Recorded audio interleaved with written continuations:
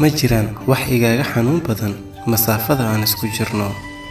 Rajadeeduna waxay ahayd inaad dhinacayga taagnaato. Haddii aad indhahayga fiirin lahayd waxaad ka dhex arki lahayd dareenka baaxadda weyn ee aan kuu hayo adiga.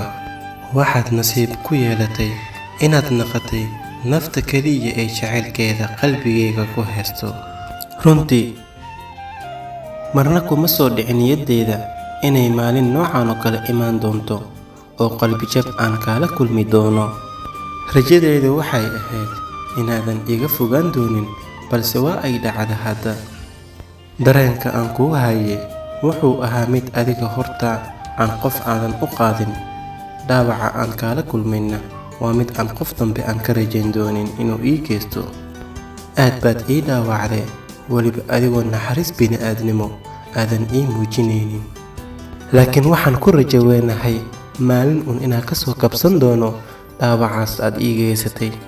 Markasta waxaan ahay ruux aanan ka quusan naxariista Eebe. Waa anigoo walaalkiina Zaki-Zama. Haddii aad ka heshaan muuqaalkan fadlan la wadaag asxaabtaada adigoo u sii sheer gareynaya. Haddii aad nagu cusub tahay si aysan kuu dhaafin muuqaalada xiga, fadlan channelka subscribe saar, like inagu dhiirigeli. Afkaartaadana waxaad inagu soo gudbin kartiin qaybta hoose commentiga.